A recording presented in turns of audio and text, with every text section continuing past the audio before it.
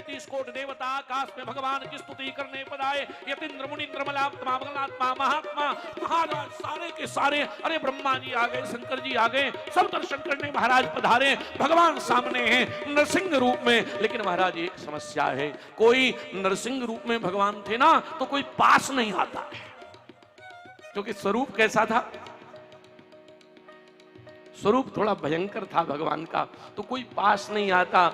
अरे और तो और जब कोई पास नहीं आया, भगवान बहुत गुस्से में थे।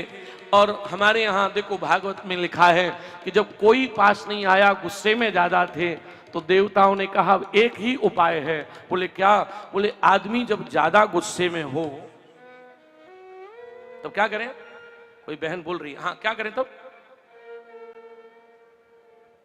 हाँ आपने बता दिया, मैं बताने वाला था। बता रही हैं कि कितना भी गुस्से में उसके घरवाली ले आओ, 2 मिनट में ठीक हो जाएगा। आप कह रही हैं मैं कहने वाला था, मेरी आधी कथा आपने कह दी। और मैं नहीं कह रहा, लिखा है। लक्ष्मी को बुलाया गया महाराज, भगवान कैसे भी प्रसन्न नहीं भये। तो लक्ष्मी जी को कहा आपके पतिदेव ने आज बहुत गड़बड़ किया है। बोले क्या किया है? बोले ऐसा रूप बनाया है, ऐसा नाटक किया है। अच्छा किसी की घरवाली से ये और कह दो कि वो किसी के हाथ नहीं आ रहा, तो तब तो महाराज झांसी की रानी बन के आएगी। चलो मैं देखती हूं।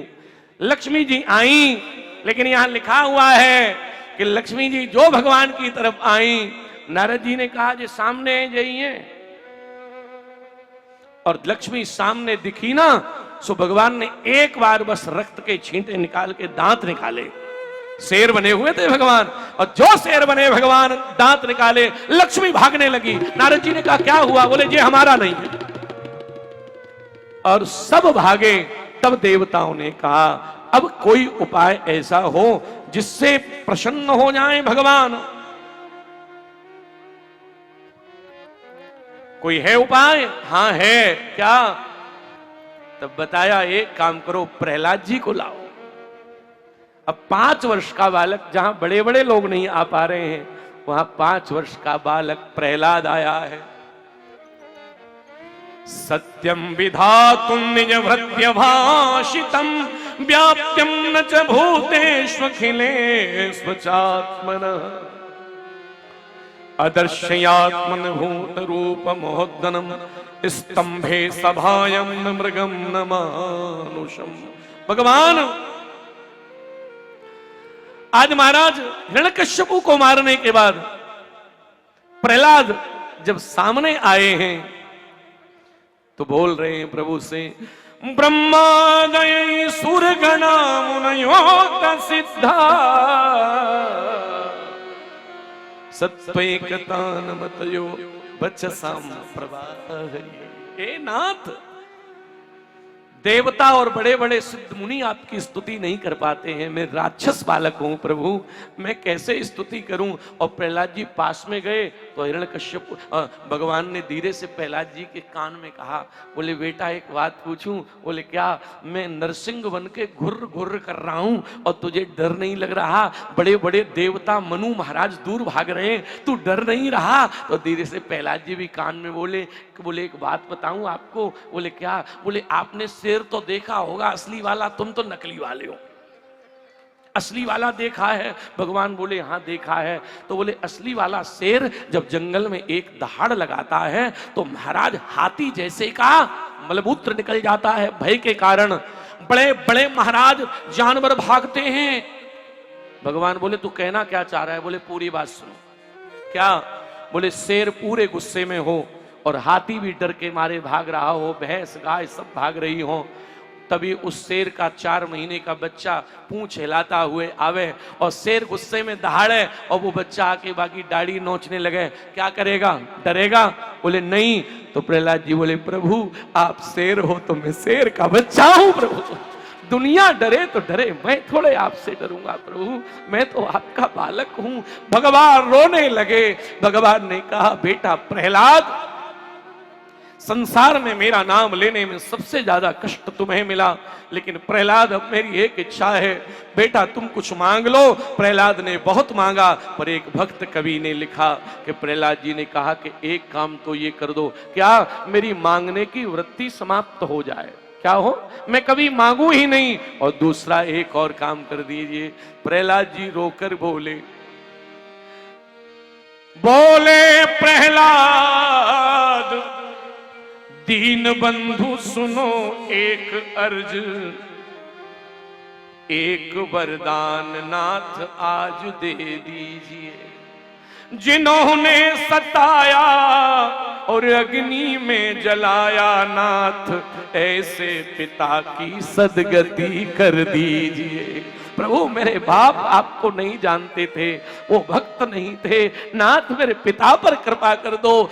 भगवान ने आगे बढ़ के प्रहलाद को कलेजे से लगा लिया, बेटा तुझे पाके तो आज मैं धन्य हो गया। जिसके अंदर वैर की भावना नहीं है वही भक्त है। प्रहलाद जी पर कृपा भगवान ने करी। तत्पश्चात महाराज प्रहलाद जी गृहस्थ धर्म में पधारे दत्तात्रेय द्वारा। प्रहलाद को महाराज सभी धर्मों का निरूपण किया। तत्पश्चात 8वें स्कंद में मनमंत्र लीला है। सबसे पहले राम जी गजेंद्र मोक्ष की कथा भई। गजेंद्र कौन है? बोले हम सब गजेंद्र हैं। संसार सरोवर है और काल कौन है? ग्राह। ग्राह रूपी काल ने हम सबको चोटी पकड़ रखी है। और महाराज कब घंटी बज जाए? हा? एक क्षण की देर नहीं लगेगी। इसीलिए तो कबीर साहब ने कहा दुनिया 2 दिन का है मेला। और कबीर ने तो बहुत कड़ुआ कहा है, अपनी करनी पार उतरिए, चाहे गुरु हो या चेला, दुनिया 2 दिन का। और बाद में क्या होगा? उड़ जाएगा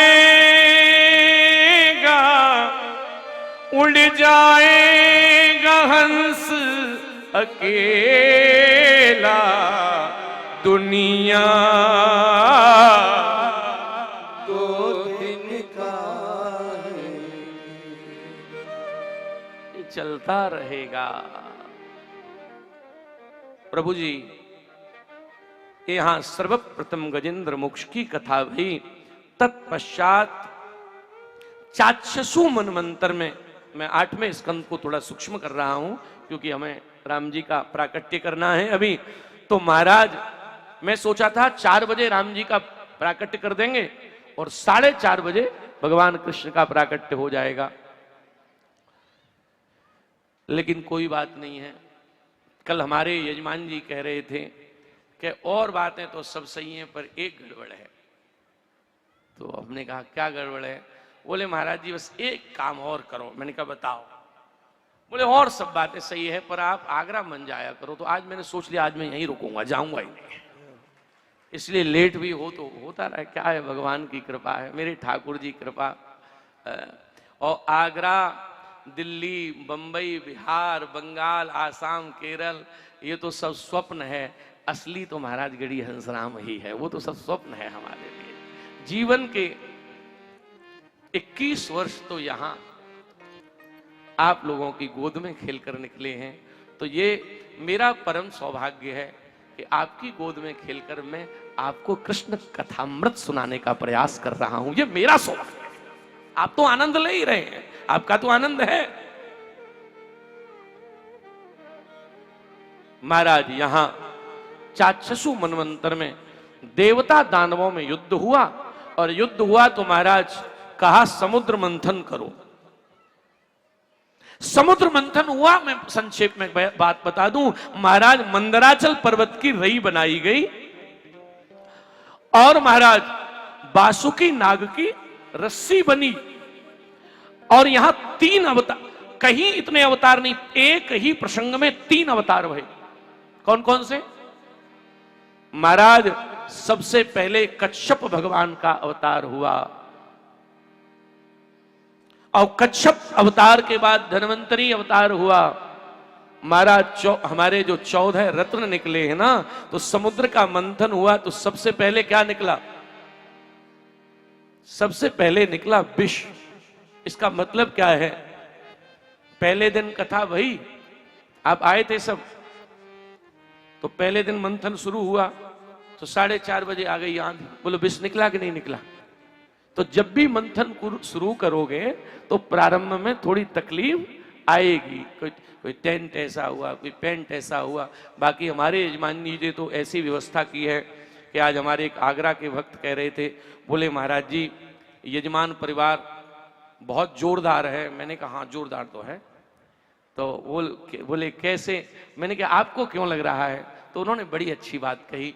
बोले आपकी कथाओं में शहर में कोई बड़ी व्यवस्था कर दे ये कोई बड़ी बात नहीं, पर इस सुदूर ग्रामीण अंचल में इतनी बड़ी व्यवस्था के साथ कथा कराना ये बहुत दुर्लभ बात है। और ये कथा भी महाराज इसमें बहुत विष निकला कथा में, मंथन में। क्यों? बोले कथा तय हुई, और कथा तय हुई जनवरी में, और फरवरी में हम गए श्रीलंका कथा कहने, और वहां से लौट के आए तो कोरोना संग ही आया। तो यजमान जी ने कहा अब तो हो नहीं पाएगी। कोई बात नहीं, चलो अगली साल देखते हैं। अगली साल वो और ज्यादा बल विक्रम बन के आया। तो हमें तो इस साल भी ये लग रहा था, पर फिर बाद में यही विचार आया,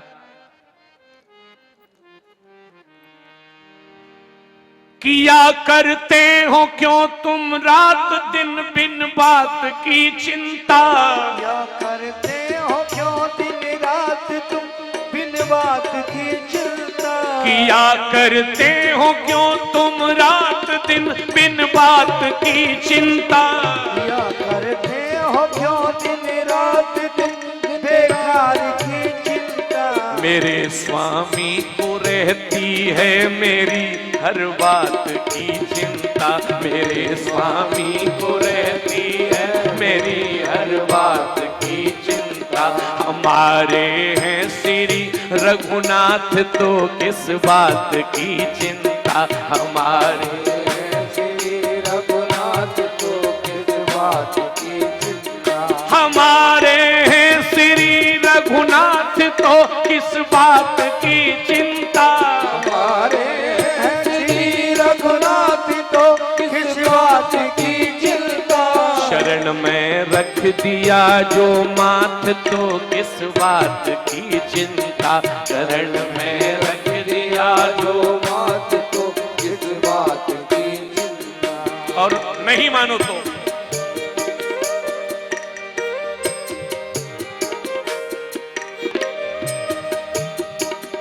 न खाने की न पीने की न मरने की न जीने की। न खाने की न पीने की न मरने की न जीने की। मैं आपको बिल्कुल सच बता रहा हूं। हमारे कुछ शिष्य यहाँ बैठे हुए हैं, हमारे साथ थे, और हम बेंगलोर जा रहे थे ट्रेन से। बाई चांस भोजन साथ में जो ले गए वो भूल गए। अब भोजन ले गए, अब शाम आई और भूख के मारे परेशान। अब कैसे भोजन करें? ट्रेन से गए थे उस समय, बहुत पुरानी बात है। तो भगवान से हमने कहा शाम के 7 बजे, मैंने कहा प्रभु होटल का खाते नहीं है, अब क्या होगा? अब पेट ऐसा करे, भूख भूख भूख। नासिक में ट्रेन रुकी और एक परिवार चढ़ा ट्रेन में। सामने वाली सीट पे बैठे 10-15 मिनट बाद उन्होंने कहा महाराज आप कहाँ जा रहे हो? मैंने कहा बेंगलोर जा रहे हैं।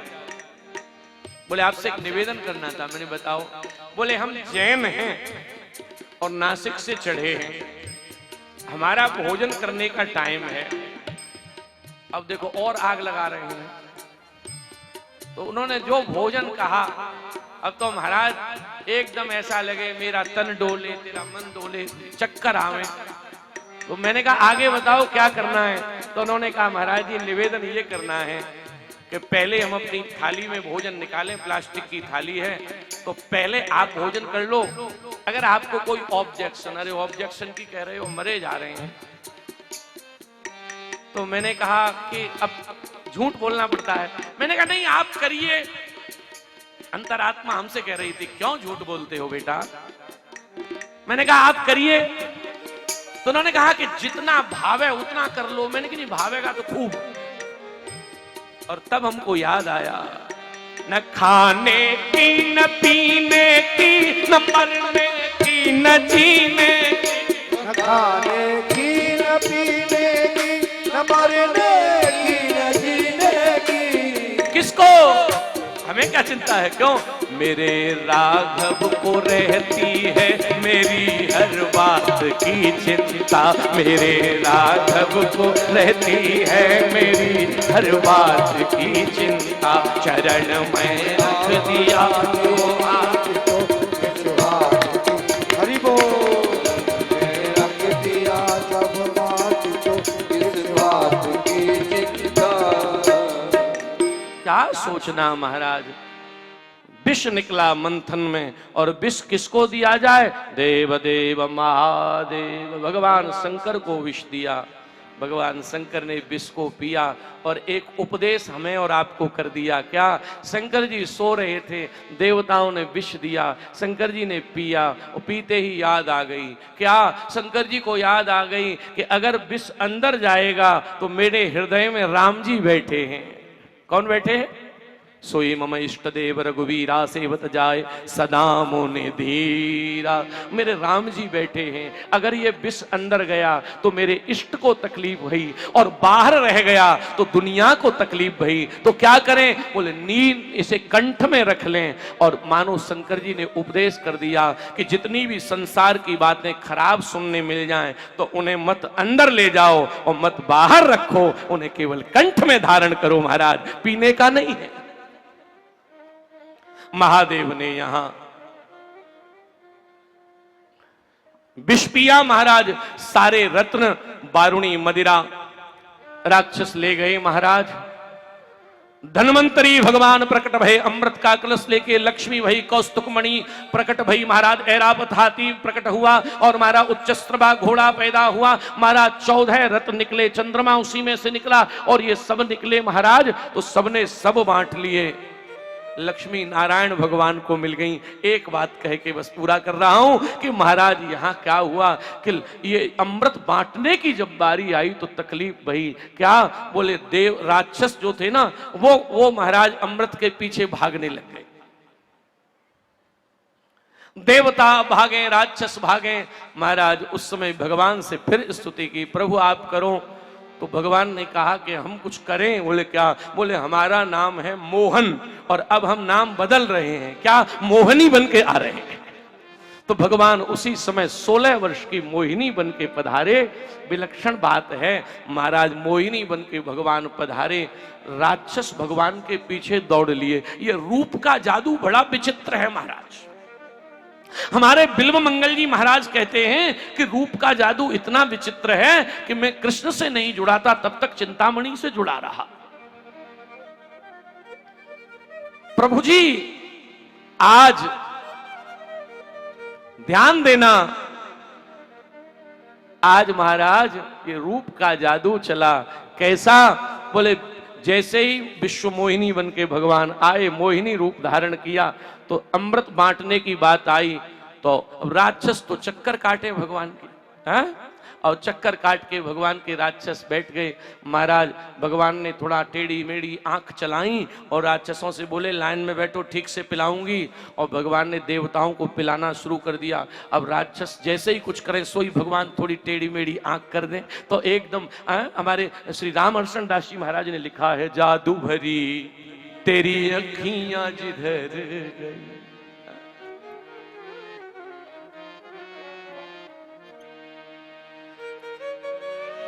नैन की कटारी। कैसी मार रहे हैं भगवान? नैन की कटारी,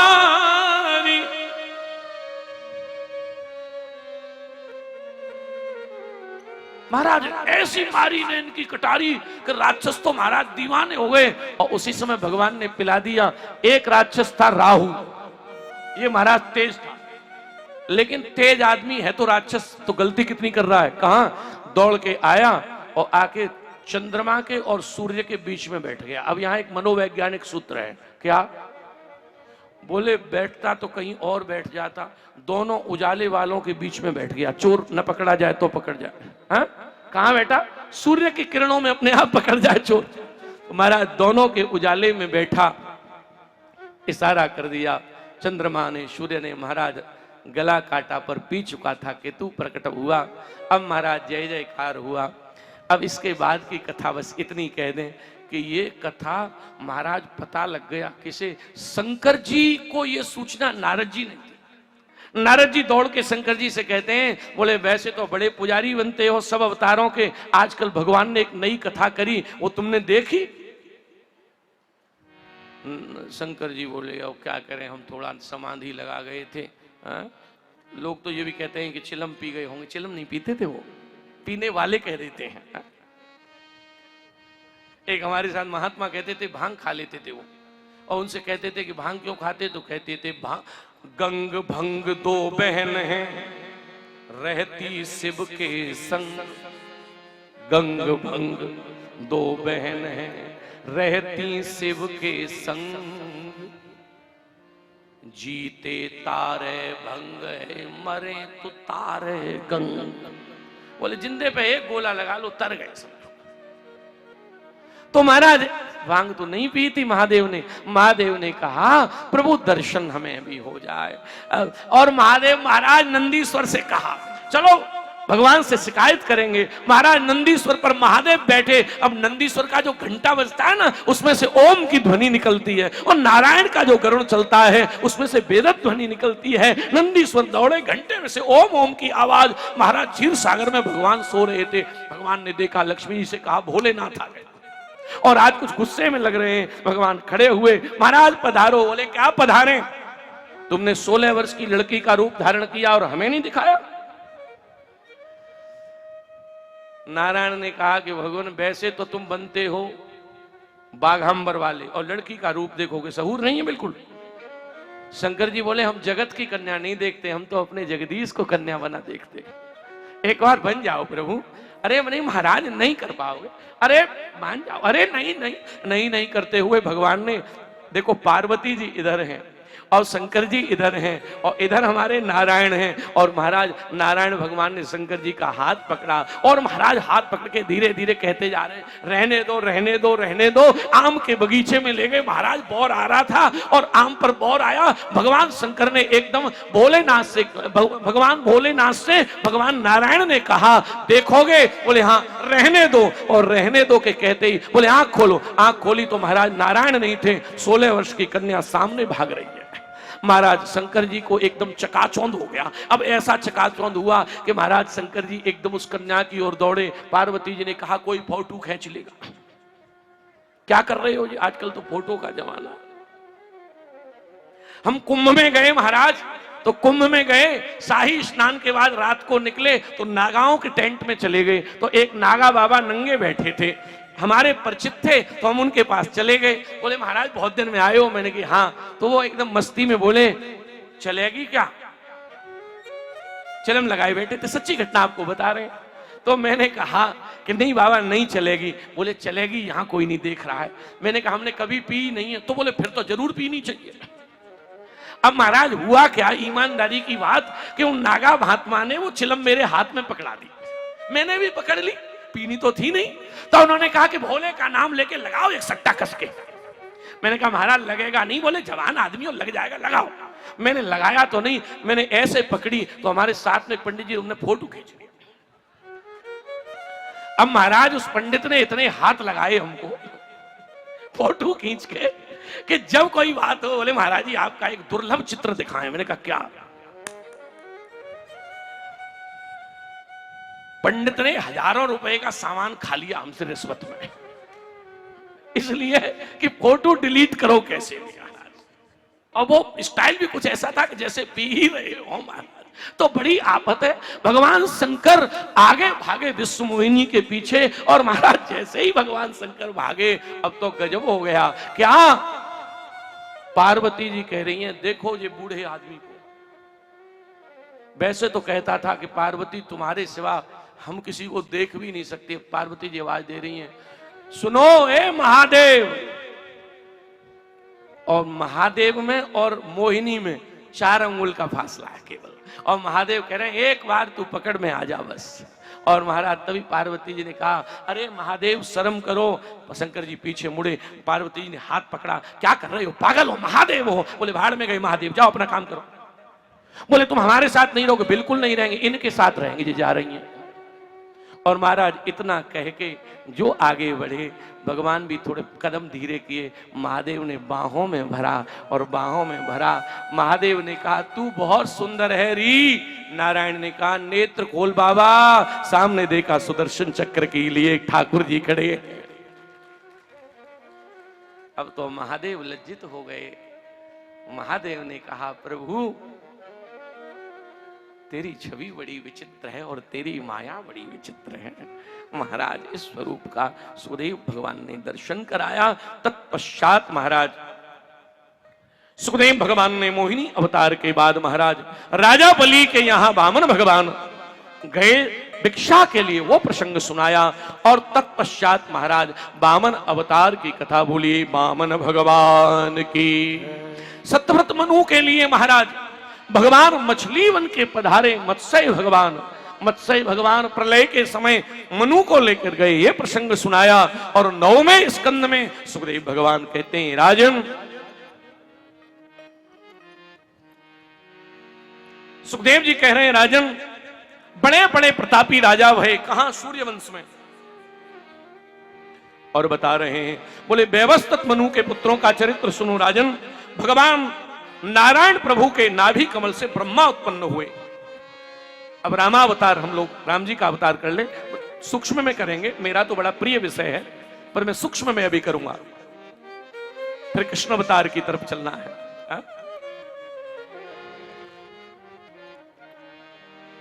तो भगवान नारायण के पुत्र हुए ब्रह्मा, और ब्रह्मा के बेटा हुए मरीचि, मरीचि के बेटा हुए कश्यप, कश्यप के व्यवस्थान मनु, सूर्य हुए और इन्हीं से सूर्यवंश चला है। सूर्य के पुत्र हुए श्राद्ध देव मनु, जिनकी श्रद्धा नामक पत्नी के कोई संतान नहीं थी, और आगे वशिष्ठ बाबा की कृपा से इनका वंश आगे चला है। सुखदेव भगवान ने कहा राजन इन्हीं के वंश में आगे चल के बड़े बड़े प्रतापी राजा भये, और उनमें एक राजा हुए इक्ष्वाकु। महाराज सगर 60,000 पुत्र कपिल मुनि के आश्रम में जल के भस्म हुए, तब भगीरथ जी गंगा लेकर आए हैं। ये गंगा कहां से आई? बोले ये राजा बलि के यज्ञ में भगवान के चरणों से प्रकट भई है। लो गंगे महारानी की। अब आइए हम लोग, सुखदेव जी कह रहे हैं उसके बाद प्रकट भय कौन? दिलीप भय। और महाराज अम्बरीश तो इसमें वंश में ऐसे राजा हुए जो एकादशी का व्रत करते थे। हमारे यजमान परिवार भी एकादशी का उद्यापन करने जा रहे हैं इस कथा में। एकादशी के व्रत की बड़ी महिमा है साहब। और पूछा कि किसको करना चाहिए, तो एकादशी का व्रत सबको ही करना चाहिए, शरीर की सामर्थ्य हो तो। हाँ, शरीर में कोई रोग हो तो एकादशी का व्रत महाराज अम्बरीश राजा ने किया है। दुर्वासा ऋषि से थोड़ा अपराध हुआ, कृत्या प्रकट भई, सुदर्शन चक्र पीछे भागा और दुर्वासा ऋषि का मान मर्दन किया है। सुखदेव भगवान कह रहे हैं राजन आगे चल के इसी वंश में एक राजा हुए जिनका नाम है अज, और अज के हुए दशरथ, और दशरथ के हुए भगवान श्री राम जी। और गोस्वामी जी कहते हैं अवधपुरी रघुकुल मनि राऊ। अवध गाइए रघुकुल मनि राऊ। वेद विदिते ते दशरथ नाऊ। वेद विदिते ते दशरथ नाऊ। धर्म धुरंधर गुण निधि ज्ञानी। धर्म धुरंधर गुण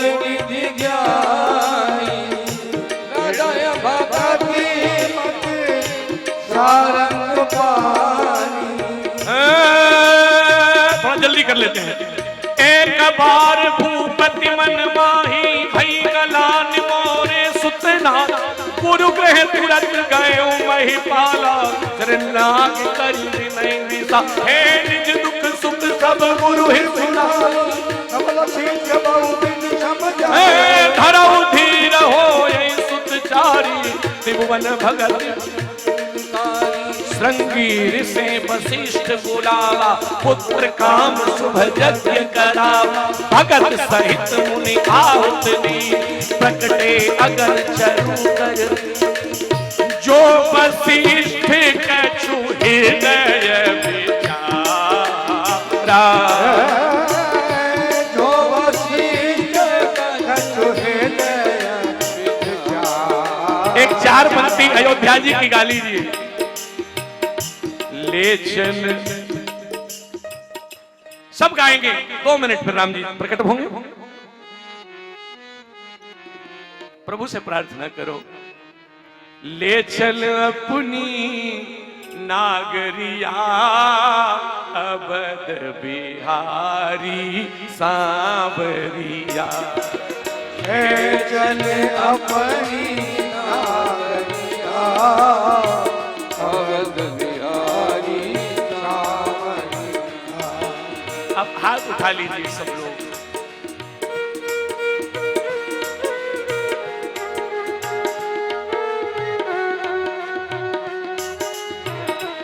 ये नेताओं वाली ताली मत बजाओ, अभी तो आप नेताओं वाली बजा रहे हो। ले चल अपनी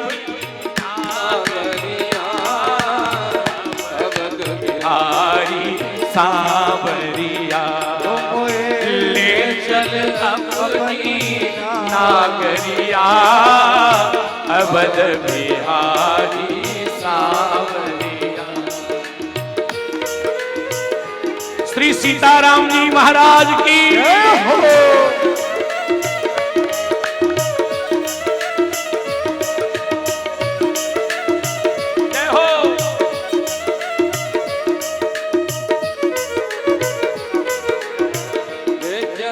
अपनी नागरिया अवध बिहारी बलिहारी। ले चल अपनी नागरिया अवध बिहारी हो ले चल अपनी नागरिया अवध बिहारी सांवरिया। और अब तो इस देश की सरकार ने एक बहुत बड़ा काम किया है।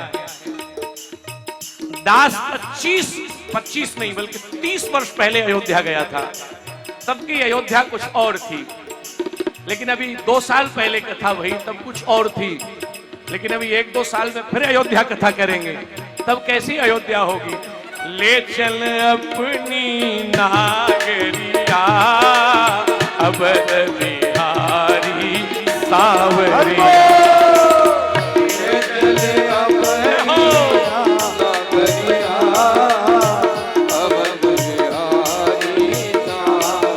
कैसी है अवध नगरिया।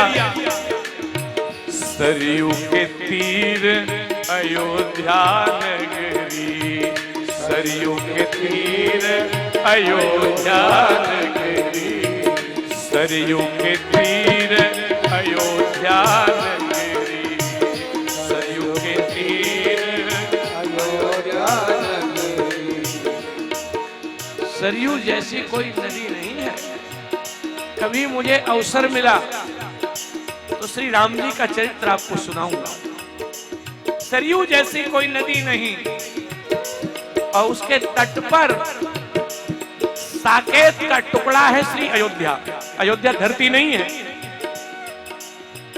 सरयू के तीर अयोध्या नगरी सरयू के तीर अयोध्या नगरी। और अयोध्या में ये संत क्या करते हैं? संत सुबह सुबह सरयू पर जाओ तो ये संत क्या करते हैं? संत भरे नित गागरिया अवध बिहारी संत भरे गागरिया अवध तो ले चल अपनी नागरिया, अवध बिहारी सांवरिया। ओ ले चल अपनी नागरिया, अवध बिहारी सांवरिया। आजी अवध बिहारी सांवरिया। ओहो अवध, देर मत करिए। नौमी तिथि मधुमास पुनीता, शुक्ल पक्ष अभिजित वर्षी, मध्य दिवस अति शीतल, धामा पावन काल लोक विश्रामा। और मेरे साथ सब गाइए। भय प्रकट कृपाला, दीन दयाला, कौशल्या हितकारी, हर सिद्ध में धारी, मुन मनहारी, अद्भुत रूप विचार। लोचन अभिरामा, घन घन श्यामा, निज आयुध मुझ चारा। भूषण बनमाला, नयन विचारा, सुवास दुखरा। कहे कर जोरी, अरुण तोरी, ही विधि करो मनता। माया गुण ज्ञाना, तीत अमाना, वेद पुराण भजन। देखो सुख सागर सब गुण सिया राम, वही सुत जन अनुरागी, भय प्रकट श्री राम जी प्रकट भय। और देखो कन्हैया का जन्म थोड़ा जोर शोर से मनाएंगे, पर राम जी मेरे इष्ट हैं, इसलिए इस स्तुति को तो आप घर जाके कर लेना, क्योंकि समय कम है। आइए प्रेम से।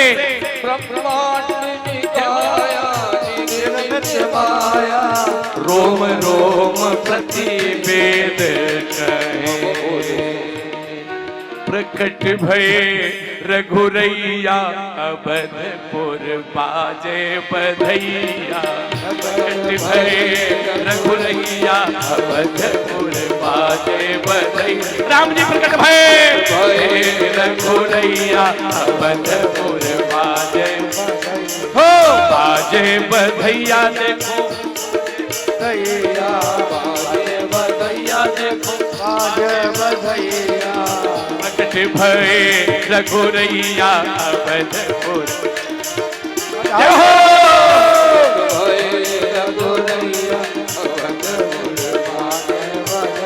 मेरी व्यास गादी से मेरे सभी हजारों हजारों श्रोताओं को बधाई हो।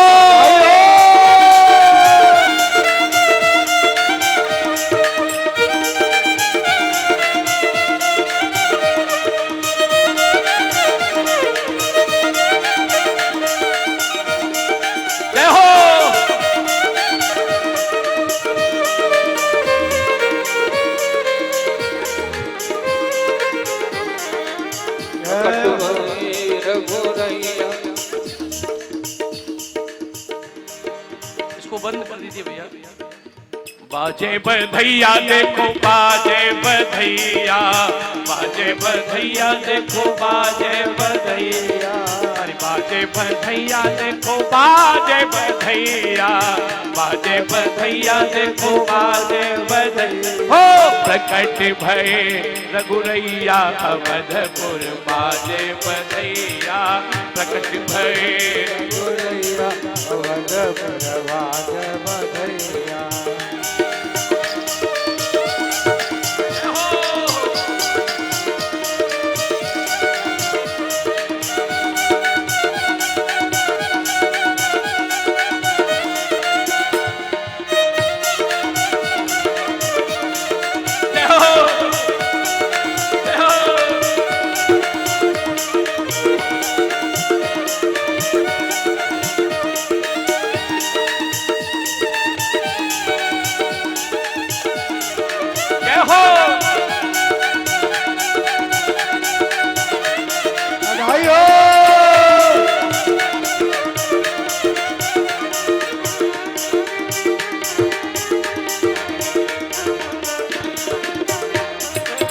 बाजे बधैया देखो बाजे बधैया, बाजे बधैया देखो बाजे बधैया, हो बाजे बधैया देखो बाजे बधैया, बाजे बधैया देखो बाजे बधैया, ओ प्रकट भय रघुरैया अवधपुर बाजे बधैया, ओ प्रकट भय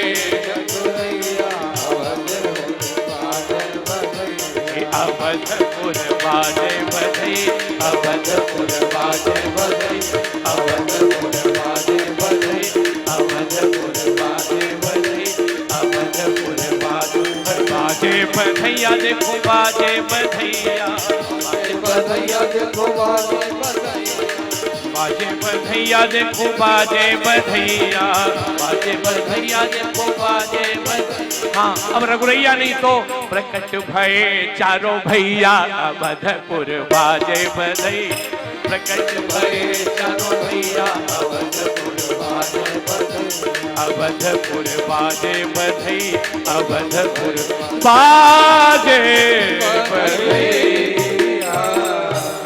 मेरे राम जी के प्राकट्य की बधाई हो, बधाई हो, बधाई हो, बधाई हो, बधाई हो। चारों भैया प्रकट भय। पूरी अयोध्या में बहुत उत्सव मनाया गया,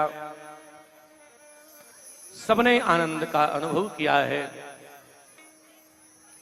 हम लोग श्री राम जी के जन्म की मंगल कथा का रसास्वादन कर रहे हैं। और अभी भैया रुक जाइए, कोई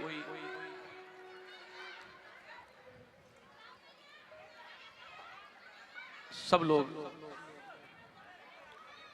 हम लोग श्री राम जी का जन्मोत्सव हुआ, सब लोगों ने आनंद लिया। आप सब भी बहुत बधाई के पात्र हैं। ये बालक भैया जिन जिन के घूम रहे हैं अपने अपने जमा करो अपने पास, भीड़ ज्यादा है, किसी के साथ चला गया तो तकलीफ, तो कार्यकर्ता लोग विशेष ध्यान दें, इन्हें जमा करो। और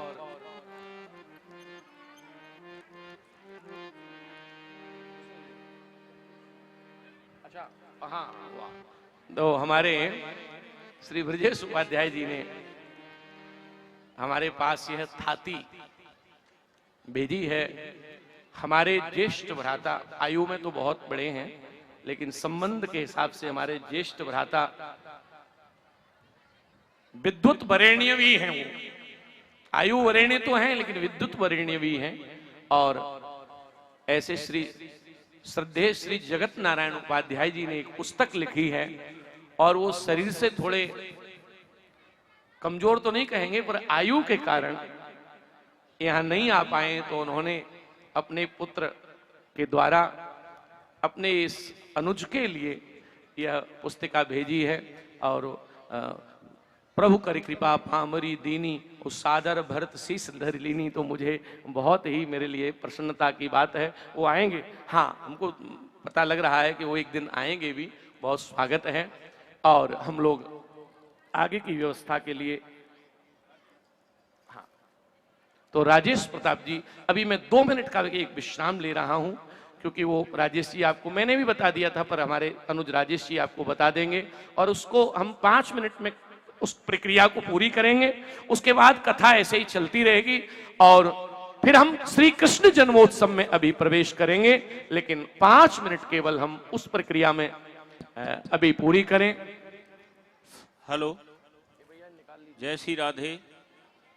मैं समझता हूँ इस समय आप भाव विभोर हुए हैं। कथा इतनी समुद्र चल रही थी, महाराज श्री के श्रीमुख से आप श्रवण कर रहे थे। आवाज कम है? हेलो, भैया ने हमारी तरफ, परंतु महाराज जी का आदेश था। कल आदरणीय चाचा जी आए थे, उन्होंने कहा कि आपको बुलाया, मैं जरूर जाऊंगा। मेरे पैर में दर्द था, 3-4 दिन से मैं दवा ले रहा था, इसलिए मैं लेट हुआ।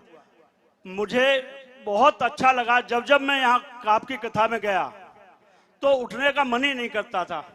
सोचता था कि जल्दी निकल आऊंगा, थोड़ा जल्दी चलूंगा, देर में जाऊंगा, पर जब जब पहुंचा तब ये लगा कि अब छोड़ के न जाएं, कल फिर जल्दी आएं।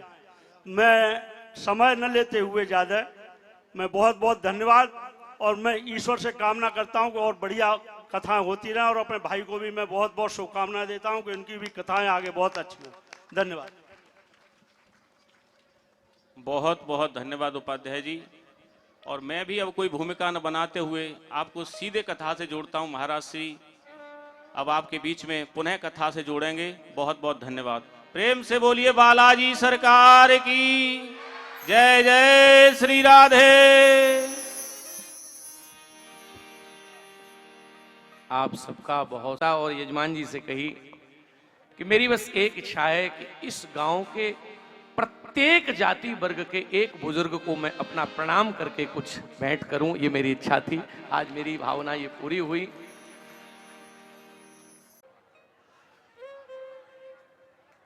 बहुत बढ़िया। आज कृष्ण जन्मोत्सव है। हमारे डॉक्टर अनिल अग्रवाल जी प्रसाद लेके पधारे। हमारे बालाजी धाम के भक्तों के द्वारा आज पूरे पंडाल के प्रसाद की जो व्यवस्था है वो आश्रम की तरफ से है, हमारे की तरफ से। आज आप लोग खूब आनंद लुटाएंगे उसका। और आइए अब हम लोग चलें भगवान के अवतार की ओर। अवतार होता क्यों है तो 3 तरह से बता दें अवतार कैसे होता है। परित्राणाय साधूनां विनाशाय च दुष्कृतां धर्म संस्थापनार्थाय संभवामि युगे। ये अवतार होता है। और महाराज दूसरा सुनिए क्या। जब जब होई धर्म के हानि बाढ़े असुर अधम अभिमान। और तीसरी तरह से सुन लीजिए, वो हमारे बक्सर वाले महाराज जी कहते थे कि दुखी दीनों पे जब असुरों का अत्याचार होता है, दुखी दीनों पे जब असुरों का अत्याचार होता है, तभी इस धरा पे करुणा सिंधु का अवतार होता है। तभी इस धरा पे करुणा सिंधु का अवतार होता है। दुखी दीनों पे जब असुरों का अत्याचार होता है, दुखी दीनों पे असुरों का जब अत्याचार होता है। महाराज यहाँ बहुत सुंदर चर्चा की है। राम जी के प्राकट्य की कथा आपने सुनी। अब सुखदेव भगवान कह रहे हैं राजन अब चंद्रवंश की कथा श्रवण करो। यस्मिन्नैलादयो भूपा यस्मिन्नालादयो भूपा कीर्तन्ते पुण्य कीर्तय। राजन ये वो कथा है जो श्रोता और वक्ता दोनों को पवित्र कर देती है। अब भगवान कृष्ण अवतार लेंगे राजन। बड़े बड़े राजा हुए प्रतापी, और इसमें ययाति का वर्णन आया है। ययाति नाम के राजा भये, और ये ययाति का जो विवाह हुआ वो शुक्राचार्य की बेटी देवयानी से हुआ। वृषपर्वा की बेटी शर्मिष्ठा दासी रूप में पधारे, वो एक लंबी कथा है। और सज्जनों, इनके ययाति महाराज को जब साप लगा, क्योंकि देवयानी को जब पता लगा कि मेरे पति की शर्मिष्ठा भी पत्नी के रूप में है और पति ने मुझसे छुपाया है, तो उन्होंने शुक्राचार्य जी को कह दिया कि मेरे पति ने मेरे साथ धोखा किया है, ये दूसरी स्त्री रखे हुए हैं। तब शुक्राचार्य जी ने अपने दामाद को शाप दिया और साफ कौन सा दिया? बोले संसार में तुम्हें सबसे खतरनाक रोग हो जाए। अब बंधुओं, आप सुविज्ञ श्रोता हैं, संसार में सबसे खतरनाक रोग कौन सा है?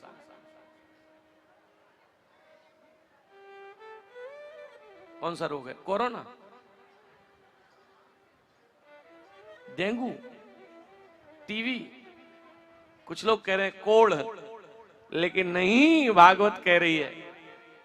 वाह, अरे बता रहे हैं बुढ़ापा वास्तव में यही सबसे खतरनाक रोग है। अच्छा, एक और बात है इसमें, क्या ये किसी को छोड़ता और नहीं है। और इस बुढ़ापे के रोग में सबसे साइड इफेक्ट क्या है? इसका साइड इफेक्ट यह है कि बुढ़ापे में शरीर चलता नहीं है और जीव की चलने की स्थिति दुगनी हो जाती है।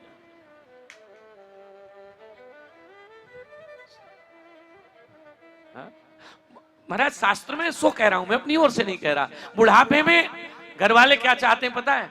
घर वाले ये चाहते हैं माताजी पिताजी, अच्छे घर वाले हैं, वो खराब की तो कोई बात ही नहीं है, पर अच्छे घर वाले ये चाहते, पिताजी माताजी आप भोजन करो और चुपचाप बैठो। अब चुपचाप बैठना तो महाराज बहुत कठिन है। बूढ़े शरीर का सबसे बड़ी गड़बड़ यही है कि सुबह से प्रतिज्ञा की कि चुपचाप बैठेंगे, और जैसे ही लड़का रात को लेट आया, कहां रह गए आज? अब लड़के को ये बिल्कुल स्वीकार नहीं है कि आप पूछो, अरे तुम्हें क्या मतलब कहां रह गए? अच्छा, फिर एक बार झटका लगा, अपमान सा लगा, चुप रह गए, और सवेरे फिर। तो महाराज सुखी रहने के 3 सूत्र हमारे परम पूजनीय पिताजी कहते थे। और ये पूज्य मास्टर श्री राजपाल सिंह जी बैठे हुए हैं यहाँ, ये भी हमारे बड़े हैं सब, और रामसेवक जी शर्मा जी बैठे, सब बैठे हैं, शीलेंद्र सिंह जी, आप सभी, इसमें बहुत सारे लोग बाबू जी के हमारे पिताजी के शिष्य भी हैं। तो उनको जो प्यार इस क्षेत्र ने और गांव ने दिया, उसका शायद वर्णन कोई कर नहीं सकता। इतना बड़ा प्यार लोगों ने उनको दिया। तो महाराज वो जब वृद्ध थे तो वो हमारे ज्येष्ठ भ्राता के निवास पर ज्यादा रहते थे। तो मेरा नियम होता था कि मैं आगरा जब होता था तो मैं अपने पिताजी के पास रोज जाता था। तो मैंने उन जैसा सुलझा हुआ व्यक्तित्व नहीं देखा। मेरा सौभाग्य है कि मैं उनके पुत्र के रूप में मुझे भगवान ने जन्म दिया। तो अकेले में बैठते थे तो हमेशा कहते थे, बोले महाराज 3 बातें बुढ़ापे में याद रखो, फिर कोई टेंशन नहीं है, और वो उसका पालन करते थे। तो हम कहते थे पिताजी क्या? बोले बुढ़ापे में 3 बात का ध्यान रखो। क्या क्या? बोले मौन, कौन और नौन। पिताजी का सूत्र है ये। वो कहते थे बुढ़ापे में एक तो ज्यादा से ज्यादा मौन रहो, और कौन, घर के कोने में बैठे रहो, ज्यादा तमाशे मत करो। और तीसरी बात को कहते थे नौन, सब्जी में नमक ज्यादा पड़ जाए तो कहो मत, और कम पड़ जाए तो कहो मत, जिंदगी अच्छी कट जाएगी। और उन्होंने ऐसा नहीं कि वो कहते थे, उन्होंने जिया। उपाध्याय जी वो भोजन करते थे। कई बार हमने देखा कि अगर सब्जी में नमक ज्यादा है तो उनको हमने देखा कि वो गिलास में से पानी लेते थे, कभी नहीं कहते थे नमक ज्यादा है, पानी लिया और उन्होंने कटोरी में चम्मच से डाला और हिला लिया। तो हम कहते पिताजी ये क्या कर रहे हो? बोले नमक कम कर रहे हैं। नमक ज्यादा था तो कम कर दिया। अच्छा, नमक अगर कम पड़ा अथवा तो कोई बहू घर में भूल ही गई, समाधि में चली गई महाराज, कहीं ध्यान मुद्रा में, और भूल गई नमक डालना, माताएं चली जाती समाधि में, तो महाराज उन्होंने कभी ये नहीं कहा इसमें नमक नहीं है, पा लिया। और जब घर में किसी ने पाया तो कहा पिताजी नमक नहीं था। बोले डॉक्टर कह रहे थे कि नमक स्वास्थ्य के लिए बहुत हानिकारक है, बहू ने बहुत अच्छा काम किया, हमारा बीपी सही रहेगा। और सही बात यही है प्यारे, जिंदगी भर राजधानी एक्सप्रेस चलाइए, शताब्दी चलाइए और मुरी चलाइए, कौन कौन चलाइए, 60 वर्ष के बाद समझौता एक्सप्रेस चलाइए। हर बात में समझौता करिए। जिंदगी का बहुत अच्छा, और साधारण नहीं, बड़े बड़े बादशाहों के लड़के आंख निकाल के बात करते हैं महाराज, तब पिता किसी से कह नहीं सकता, लेकिन अंदर ही अंदर सोचता है अब मैं क्या करूं, ये तो आंख निकाल रहा है। महाराज वो आंख न निकाले उससे पहले ही किनारा कर जाओ। ज्यादा अच्छा तो यह है कि उससे पहले ही विचार कर लो कि कनक भवन दरवाजे पड़े रहो, कनक भवन अयोध्या दरवाजे खड़े रहो, जहां सिया राम जी वहीं पे पड़े रहो। क्या करना भगवान?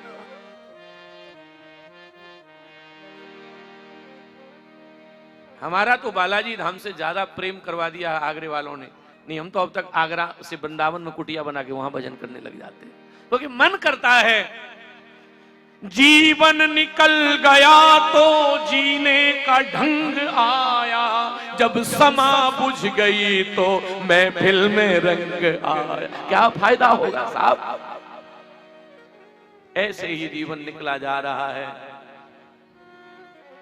आज ययाति को बुढ़ापा आया, और बुढ़ापा आया महाराज, तो मैंने शायद कल भी कहा था कि बुढ़ापा जब आता है ना, तो हम लोग बुढ़ापे को छुपाने में लगे रहते हैं, बाल से पता न लगे, कोई ऐसी क्रीम लाओ सो गाल से पता न लगे, तमाम सामान चल गए हैं। और कुछ सामान लाओ महाराज, लेकिन भगवान पे भी बड़ी व्यवस्था है। भगवान कहते हैं तू बाल ठीक करेगा तो गाल चिपक जाएंगे, और गाल ठीक करेगा तो घुटने चटपट करेंगे। और घुटने, आजकल तो एक हमारी शिष्या बल्केश्वर में रहती, वो मिलने आई, बोले सीधी चले टेढ़ी ना हो। मैंने कहा क्या बात है? महाराज जी घुटने बदलवा दिए हमने तो। मैंने की सामान तो बहुत है, कितने बदलवाएगी? एक आधा आइटम हो तो बदलवाओ, कितने बदलवाओगे महाराज? तो इसलिए एक ही उपाय है, बना, एक बुंदेलखंड के महात्मा की पंक्ति है, बना दई मेरे कारीगर ने कैसी सुंदर बकरी। बकरी कहते हैं बुंदेलखंड में मकान को, मकान को क्या कहते हैं? बकरी।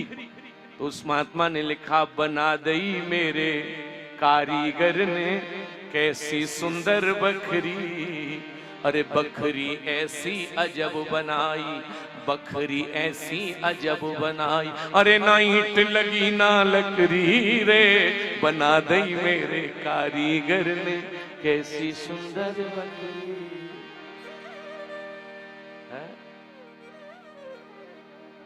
भैया ययाति को बुढ़ापा सता रहा है, और बुढ़ापा सताया, महाराज ससुर जी की शरण में गए, बोले आपका कोई पुत्र अगर अपनी जवानी दे दे। अच्छा एक बात बताओ, ये बात यहाँ हजारों लोग बैठे हैं, ईमानदारी से बताओ, कोई अगर ये बात प्रैक्टिकल में सोचो, किसी से कहोगे बेटा एक काम करो, तुम हमारे आज्ञाकारी पुत्र हो, अपनी जवानी दे दो, तो लड़का यही कहेगा कि तुम पानी की बात करते तो हम देने में सोचते, तुम जवानी की बात करते, कौन जवानी देगा? रिश्तेदार बीमार हो महाराज, मैंने खुद देखा है, सो बता रहा हूं, जिस दिन खून देने की बारी आती है उस दिन आधे रिश्तेदार देखने नहीं जाते हैं उसे। जिस दिन ब्लड डोनेट की बात आती है तो रिश्तेदार पता लगाते, बोले क्या? बोले आज खून मांग रहे हैं, तो बोले फिर कल चलेंगे। बोले चढ़ जाने दो, हमारा ही खून पिएगा महाराज। लेकिन धन्य है राजा पुरु नाम के पुत्र ने जवानी दे दी पिता को। पिता ने खूब भोग भोगे हैं, लेकिन अंत में शायद वही बात आ गई जो भर्तहरि जी कहते हैं, भोगे न भुक्ता वयमेव भुक्ता। अरे भोगो, मैं सोच रहा था मैं आपको भोग रहा हूं, लेकिन शरीर की हालत बता रही है कि भोगों को मैंने नहीं भोगा, भोगों ने मुझे भोग लिया। महाराज ययाति अंत में वैराग्य धारण करते हैं। इन्हीं के वंश में आगे चल के महाराज भगवान श्री कृष्ण का अवतार हुआ है। आइए सुखदेव भगवान बोल पड़े, वसुदेव गृहे साक्षात भगवान पुरुषः पर जनस्ये तत्क्रियार्थेत समवन्तो सुर स्त्रिय। आज सुबह अभिषेक हमको एक श्लोक सुना रहे थे, वो आज नंबर पे ही आ गया।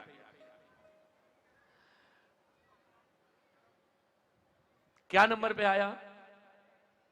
कि आप लोगों को 6 बजने वाले होंगे कि 5 बज रहे हैं?